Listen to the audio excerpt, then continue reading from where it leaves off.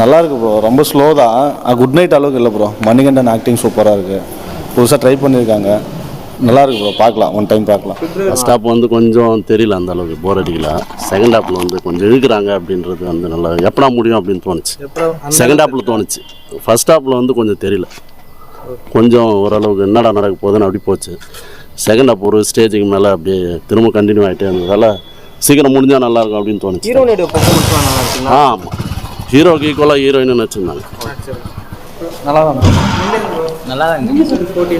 Lovers டேக்கு பார்க்கலாம் bro. அது compulsory வந்துடுவாங்க பசங்க. நல்லா இருக்கு படம். ஸ்லோவாக போகுது அவ்வளோ. பாட்டு இப்போ ஷான்ரோட்னு சொல்ல வேணும் ப்ரோ. அவர் மெலடி கிங். அவர் படத்துக்கு ஏற்ற மியூசிக் இருக்குது. சரிங்களா? குட் நைட் அளவுக்கு இல்லை. பீடி அடிச்சுனே இருக்கிற, பீடி அடிக்கிற, அப்படி சிகரெட் அடிக்கிற, ரொம்ப ஓவராக அது. அப்பயும் அந்த பொண்ணு லவ் பண்ணுற மாதிரி எடுத்துருக்காங்க. அப்புறம் இவர் தான் ரொம்ப ஓவர் ஆட்டிடியூட். சாங்ஸ்லாம் நல்லா இருக்கு. இல்லை, கொஞ்சம் ஸ்பீடு ரொம்ப கம்மி ப்ரோ. ரொம்ப அதாவது ஒரு 4 பேர் மட்டுமே ஸ்க்ரீன் ஃபுல்லாக வரும். இல்லை தலை, சாங்ஸ்லாம் வந்து ஒரே ஒரு உயிர் உருவின்னு ஒரு பாட்டு சந்தோஷ் நாராயணன் பாடியிருக்காரு. அந்த பாட்டு மட்டும் கேட்குற மாதிரி இருக்குது. மீதிலாம் வந்து போகுது நம்மளுக்கு வந்து ஒட்டலை. So வழக்கமானதான் bro. எல்லார் லைஃப்லேயும் இருக்கும் அந்த ஸ்டோரி. அதை நம்ம எப்படி ஹேண்டில் பண்ணுறது தான். படம் ஃபேமிலியாக பார்க்குற மாதிரி இருக்கா?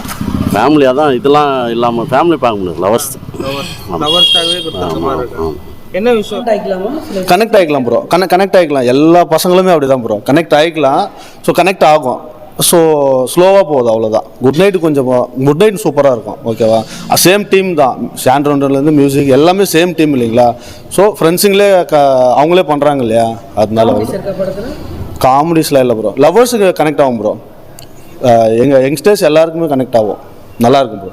ரொம்ப உங்களுக்கு பிடிச்சிருந்துச்சு படத்தில்? ஒன்றும் இல்லை தலை, 2 பேர் லவர்ஸாக இருக்கிறாங்க. ஆனால் எப்படி லவ் பண்ணுறாங்கன்னு தெரியல. ஆனால் அவர் வந்து எதனா ஒரு பிரச்சனை பண்ணிகிட்டே இருக்கிறாரு. அந்த பொண்ணு அட்ஜஸ்ட் பண்ணிட்டு போயிட்டே இருக்குது. இதே கடைசி வரைக்கும் எடுத்துக்கிறாங்க. அப்படியே தான்.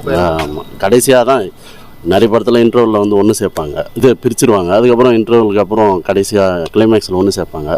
இவங்க கண்டினியூ பண்ணிகிட்டே போகிறாங்க. ஒரு சண்டை வருது, அப்புறம் கண்டினியூ அப்படி பண்ணிகிட்டே போயிட்டு நம்பணும் ப்ரோ. அவ்வளோதான் நம்பிக்கை. பாய் பெஸ்டிஸ் இருக்கானுங்க ப்ரோ. அவங்கள அவாய்ட் பண்ண முடியாது இல்லையா?